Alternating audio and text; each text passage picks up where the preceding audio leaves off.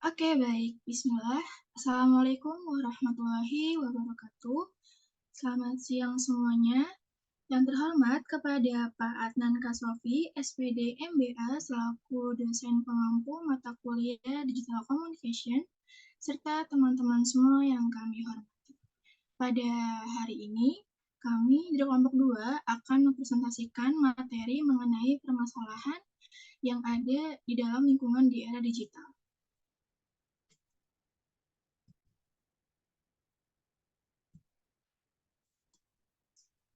Sebelum itu, perkenalkan terlebih dahulu kelompok 2, ada saya sendiri, Kotrunada Safa, dengan NIM 171-242-2023, dan rekan saya. Saya Firda Amelia dengan NIM 171-2422-022. Dan saya Fauzar Ahmad Sawali dengan NIM 17124220032. Dan saya sendiri Sandi Gita Ibu 17124222070.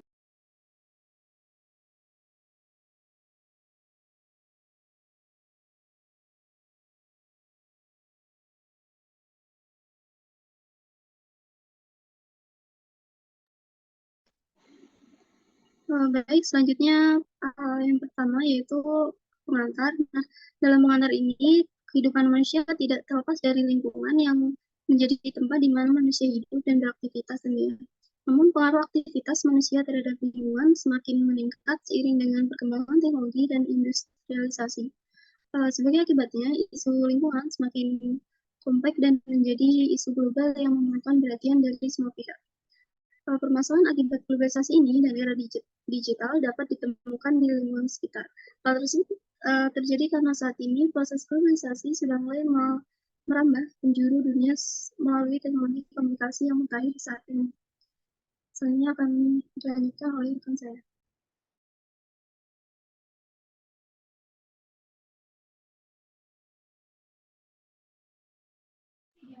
Baik, selanjutnya ada permasalahan dari permasalahan yang ada dalam lingkungan di era digital. Yang pertama itu ada limbah elektronik. Nah, limbah elektronik ini dapat menjadi salah satu permasalahan yang ada dalam lingkungan di era digital karena jika penanganan sampah elektronik tidak dilakukan secara tepat, maka dapat mencemari lingkungan. Menurut The Global E-Waste Monitor pada tahun 2020 itu menunjukkan bahwa selama tahun 2019, timbulan sampah elektronik di dunia mencapai 53,6 juta ton. Dalam jumlah tersebut, PBB memprediksi bahwa volumenya akan terus meningkat di tahun 2030. Timbulan sampah elektronik akan dapat mencapai 74 juta ton.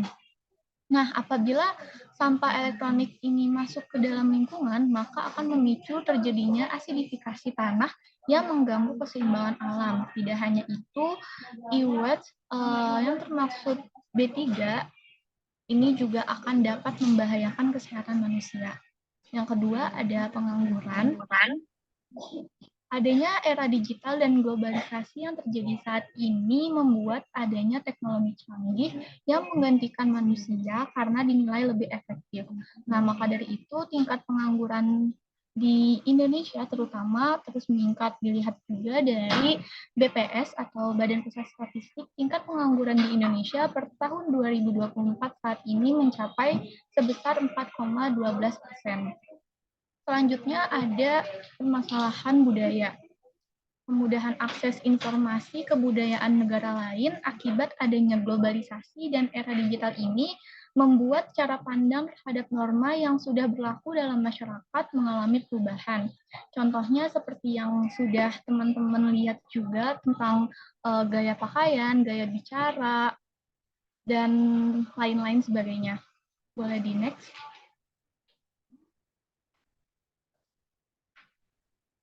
Selanjutnya ada ketergantungan teknologi. Jadi di mana kebanyakan orang saat ini itu sulit untuk mengendalikan dirinya untuk tidak bergantung dengan teknologi yang sudah semakin canggih. Nah, hal ini tuh dapat mengganggu kualitas interaksi sosial di kehidupan sehari-hari. Terus ada disinformasi dan hoax Jadi di zaman sekarang ini yang serba dapat menyebarkan informasi dengan cepat, tetapi juga memfasilitasi penyebaran disinformasi dan hoax. Nah, hal ini tuh dapat merusak demokrasi, memicu ketegangan sosial, dan dapat merusak kepercayaan masyarakat. Jadi, informasi yang berlebihan dalam lingkungan di era digital dapat membuat masyarakat tuh bingung dan sulit untuk memilah informasi mana yang benar dan tidak benar. Selanjutnya ada rasa malas secara intelektual karena adanya kemudahan data akses. Jadi ini balik lagi ke ketergantungan teknologi yang tadi, karena dengan ketersediaannya banyak data yang sudah ada gitu, jadi membuat adanya akses big data serta algoritma AI, di mana perusahaan di era digital seperti saat ini akan membuat data yang bisa mendukung hampir seluruh kesimpulan sesuai dengan kebutuhan pengguna, yang mana dapat menyebabkan seseorang itu jadi malas untuk belajar atau mengetahui sesuatu tuh dari awal, karena sekarang sudah adanya digitalisasi yang sebenarnya mempermudah, tetapi sampai saat ini tuh masih banyak yang tidak diterapkan dengan baik atau tidak diolah terlebih dahulu. Boleh di next. Nah, selanjutnya akan dijelaskan oleh rekan saya. Oke, selanjutnya di sini dalam mengembangkan komunikasi lingkungan di era digital akan ada beberapa tantangan yang perlu dihadapi. Yang pertama ada informasi yang berlebihan. Dalam era digital, informasi tentang lingkungan hidup dapat dengan mudah diakses melalui internet. Namun, informasi yang berlebihan dapat membuat masyarakat bingung dan sulit memilah informasi yang benar dan tidak benar. Hal ini dapat mengakibatkan masyarakat mengabaikan informasi penting tentang lingkungan hidup. Yang kedua, ada kurangnya kesadaran masyarakat. Meskipun informasi tentang lingkungan hidup mudah diakses, masih banyak masyarakat yang tidak menyadari pentingnya menjaga lingkungan hidup. Masyarakat harus lebih sadar akan pentingnya menjaga lingkungan hidup sehingga dapat mendorong partisipasi masyarakat dalam menjaga lingkungan. Yang ketiga, ada adopsi teknologi yang lambat. Beberapa masyarakat masih kesulitan dalam mengakses teknologi digital seperti internet, sehingga penyampaian informasi tentang lingkungan hidup melalui media digital tidak dapat dijangkau oleh sebagian besar masyarakat. Oleh karena itu, perlu adanya upaya untuk memperluas jangkauan teknologi digital ke seluruh lapisan masyarakat agar informasi bisa diakses oleh semua kalangan. Yang keempat, tidak terkait dengan kepentingan masyarakat. Informasi tentang lingkungan hidup yang disampaikan belum tentu terkait dengan kepentingan masyarakat, sehingga tidak menarik minat masyarakat untuk membaca atau memperhatikan. Yang kelima, ada tantangan bahasa dan juga budaya. Di beberapa wilayah, bahasa yang digunakan masyarakat tidak sama dengan bahasa resmi atau bahasa yang digunakan dalam media digital. Selain itu, ada budaya masyarakat juga yang bisa mempengaruhi cara menyampaikan informasinya. Oleh karena itu, diperlukan adaptasi dalam penyampaian informasi tentang lingkungan. Yang keenam, kurangnya dukungan dan perhatian pemerintah. Tanpa dukungan dan perhatian dari pemerintah, pengembangan komunikasi lingkungan di era digital akan mengalami kendala dalam pembiayaan dan juga infrastruktur.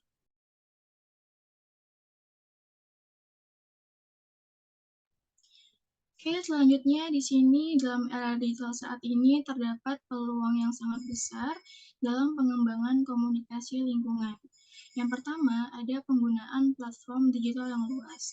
Dalam era digital terdapat berbagai platform digital seperti media sosial, website, dan juga aplikasi yang digunakan oleh banyak orang.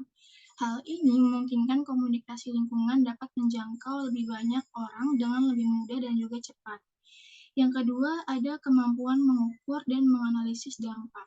Dalam perkembangan komunikasi lingkungan di era digital, dapat digunakan berbagai teknologi untuk mengukur dan juga menganalisis dari dampak kampanye atau program komunikasi. Yang ketiga, ada potensi kolaborasi. Era digital memungkinkan komunikasi dan kolaborasi yang lebih mudah antara berbagai pemangku kepentingan, lingkungan seperti perusahaan, organisasi, dan juga masyarakat. Yang keempat, meningkatkan transparansi. Teknologi digital dapat memungkinkan adanya transparansi dalam pelaporan dan juga penyebaran informasi tentang isu lingkungan. Hal ini bisa meningkatkan kepercayaan masyarakat dan juga memberikan dorongan pada tindakan yang berkelanjutan.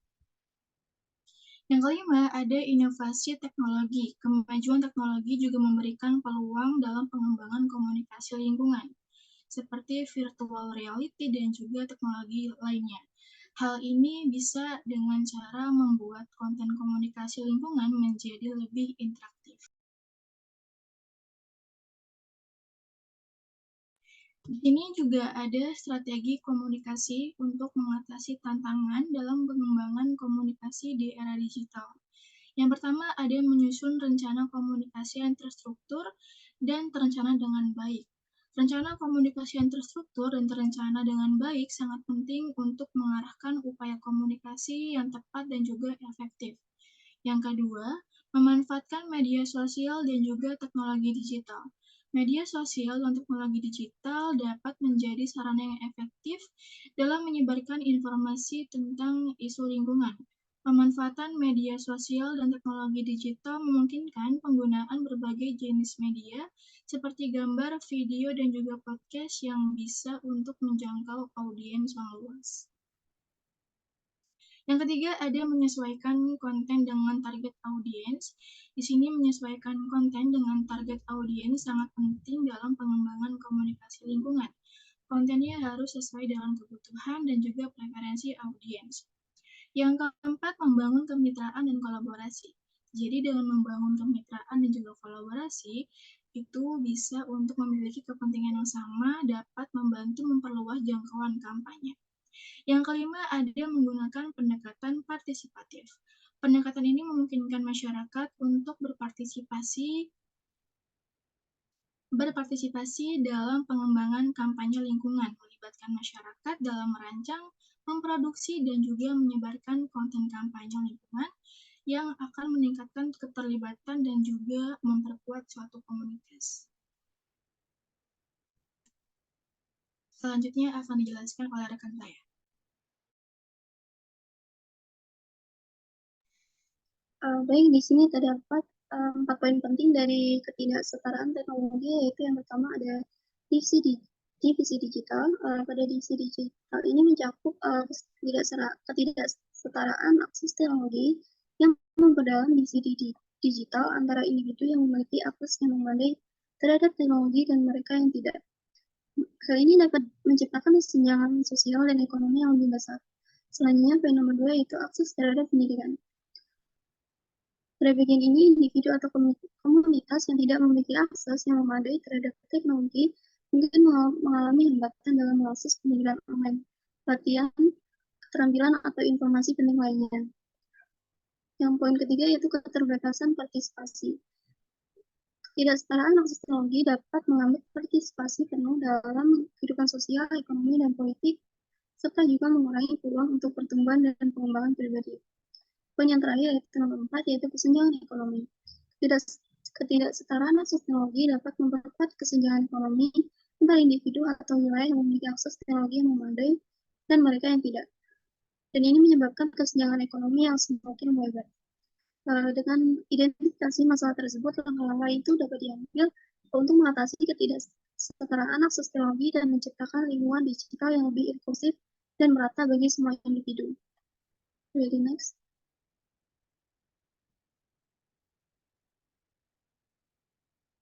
Selanjutnya itu strategi. Strategi pada bagian ini dimaksudkan untuk melindungi identitas dan privasi online dalam lingkungan digital yang rentan. Yang pertama yaitu enkripsi data sensitif.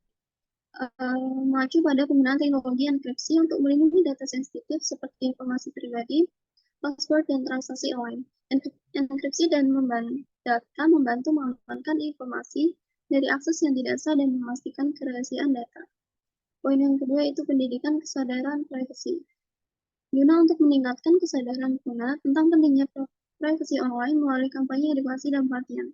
Dengan pemahaman yang lebih baik tentang risiko dan tindakan, pencegahan pengguna dapat lebih waspada dalam melindungi identitas dan informasi pribadi mereka. Selanjutnya yaitu pengaturan privasi yang tepat, yaitu dengan memastikan pengaturan privasi yang tepat dengan platform online dan media sosial. Dengan mengontrol siapa yang dapat mengakses informasi pribadi mereka dan aktivitas online, pengguna juga dapat mengurangi resiko eksploitasi dan penyalahgunaan data. Poin yang keempat itu terakhir, ada penggunaan perangkat keamanan. Digunakan untuk perangkat lunak keamanan yang dapat mendeteksi dan mencegah serangan cyber seperti phishing, malware, dan pencurian identitas. Perangkat keamanan yang terkini dapat membantu dalam melindungi identitas dan privasi online dari ancaman yang semakin canggih. Nah, dengan menerapkan strategi ini, individu dan organisasi juga dapat meningkatkan perlindungan terhadap identitas dan privasi online mereka dalam lingkungan digital yang rentan terhadap ancaman cyber. Slide selanjutnya akan dilanjutkan oleh rekan saya. Baik, selanjutnya ada perubahan budaya dan gaya hidup dalam era digital. Perubahan budaya dan gaya hidup dalam era digital mencerminkan transformasi yang signifikan dalam cara individu berinteraksi, bekerja, dan menghabiskan waktu mereka. Teknologi digital telah memengaruhi pola komunikasi, konsumsi informasi, dan interaksi sosial. Hal ini mencakup pergeseran dari komunikasi tatap muka ke komunikasi digital, peningkatan komunikasi konten digital seperti streaming musik, dan video, serta adopsi gaya hidup yang lebih terhubung secara digital seperti belanja online dan bekerja dari jarak jauh. Next. Adaptasi kebijakan lingkungan era digital. Dalam era digital, adaptasi peraturan dan kebijakan lingkungan yang menjadi semakin penting. Untuk mengatasi permasalahan lingkungan yang kompleks, peraturan dan kebijakan yang relevan perlu diperbarui dan disesuaikan dengan perkembangan teknologi dan tantangan lingkungan yang baru muncul. Hal ini melibatkan kolaborasi antara pemerintah, sektor swasta, dan masyarakat dalam menjerumuskan kebijakan yang berkelanjutan dan efektif dalam mengatur penggunaan teknologi dan sumber daya alam. Dengan adaptasi yang tepat, peraturan dan kebijakan lingkungan dapat menjadi instrumen yang kuat untuk mempromosikan praktik berkelanjutan dan menjaga keseimbangan antara kemajuan teknologi dan keberlanjutan lingkungan. Selanjutnya akan dibawakan oleh rekan saya. Baik, kesimpulan dari materi yang kami sampaikan yaitu dalam era digital, teknologi menjadi kunci dalam menjaga keseimbangan antara perkembangan industri dan keberlanjutan lingkungan. Dengan pendekatan yang tepat, teknologi dapat digunakan untuk mengatasi permasalahan lingkungan yang dihadapi, sehingga memastikan bahwa perkembangan teknologi dan pertumbuhan industri dapat berlangsung secara bertanggung jawab dan berkelanjutan. Keterlibatan semua pemangku kepentingan dalam merancang solusi yang komprehensif dan berkelanjutan menjadi kunci untuk menghadapi tantangan lingkungan di era digital.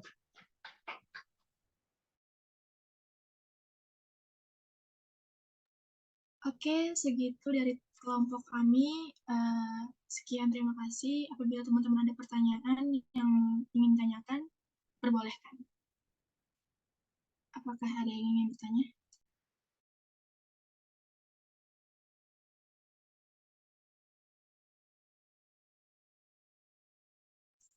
Boleh kepada Ina atau Yuka nih yang mau nanya. Baik, terima kasih Safa atas kesempatannya. Sebelumnya, Assalamualaikum warahmatullahi wabarakatuh. Perkenalkan saya Ina Priyani, izin bertanya, bagaimana kolaborasi antar sektor dapat membantu mengatasi ketimpangan akses dan digital divide yang terjadi dalam masyarakat? Terima kasih. Oke, terima kasih Ina untuk pertanyaannya. Yang lain, ada yang pengen tanyain juga?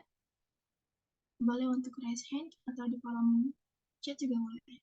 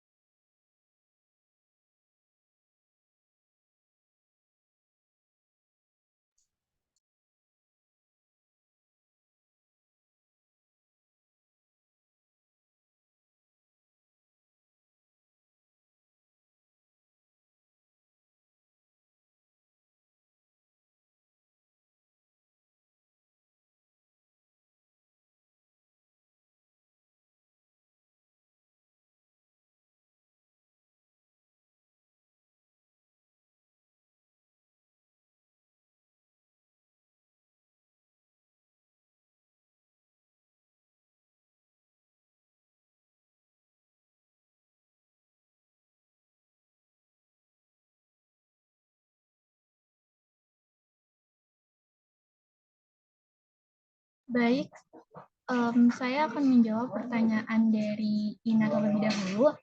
Tadi pertanyaannya bagaimana kolaborasi antar sektor dapat membantu mengatasi ketimpangan akses yang terjadi dalam masyarakat. Nah, itu kolaborasi antar sektor dapat membantu mengatasi ketimpangan akses dan digital device dengan menyediakan akses yang lebih merata terhadap teknologi dan infrastruktur digital, terus juga dapat memberikan pelatihan dan pendidikan digital yang inklusif serta memperkuat konektivitas di wilayah yang kurang terjangkau. Apakah terjawab, Ina?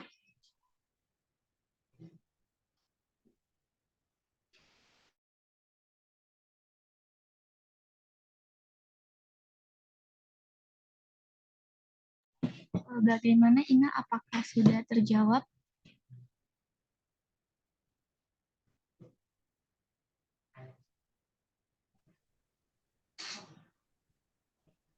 Oke, mungkin kita langsung lanjut aja karena Ina belum menjawab.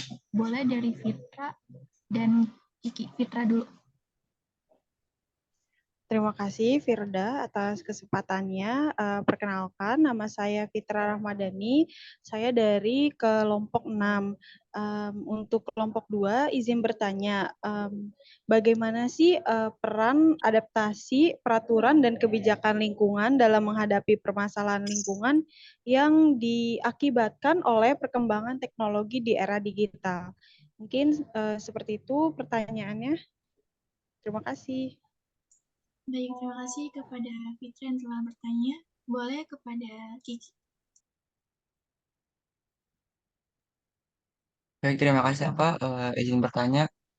Apa sih tantangan utama yang dihadapi dalam menjaga keamanan data dan privasi individu di era digital ini? Terima kasih.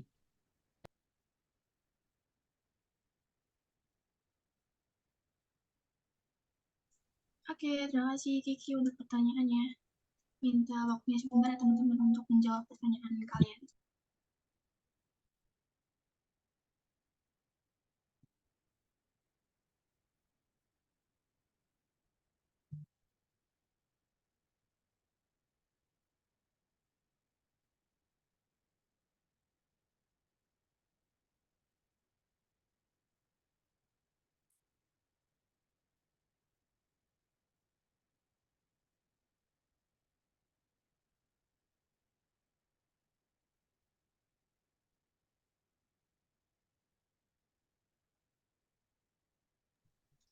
Baik, saya izin menjawab pertanyaan dari Fitra, yang dimana pertanyaannya itu adalah bagaimana peran adaptasi, peraturan, dan kebijakan lingkungan dalam menghadapi permasalahan lingkungan yang diakibatkan oleh perkembangan teknologi di era digital.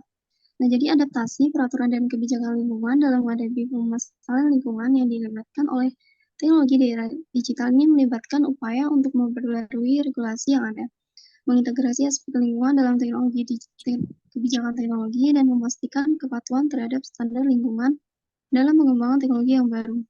Nah, dengan langkah-langkah ini diharapkan juga dapat menciptakan lingkungan yang berkelanjutan dan ramah lingkungan dalam era digital tentunya. Bagaimana, Fitra? Apakah sudah terjawab? Baik, sudah terjawab, Sandi. Terima kasih. Oke, pertanyaan terakhir dari Kiki tadi. Apa saja tantangan utama yang dihadapi dalam menjaga keamanan data dan juga privasi individu di era digital? Oke, jadi tantangan utama yang dihadapi itu adalah keamanan data dan juga privasi individu. Mungkin meliputi kayak ancaman kebocoran data, kemudian serangan cyber, dan juga penggunaan data pribadi tapi tanpa izin gitu. Maka dari itu penting sekali untuk mengimplementasikan langkah-langkah keamanan yang kuat dan juga kebijakan privasi yang jelas untuk melindungi informasi yang sangat sensitif. Bagaimana, Ki, untuk jawabannya? Sudah terjawab, Saf. Terima kasih. Oke, terima kasih juga. Oke, karena sudah selesai semua untuk pertanyaannya, mungkin kami dari kelompok 2 ingin mengucapkan terima kasih banyak kepada teman-teman semua yang telah berpartisipasi. Saya akhiri. Wassalamualaikum warahmatullahi wabarakatuh. Dikembalikan kepada Fatimah atau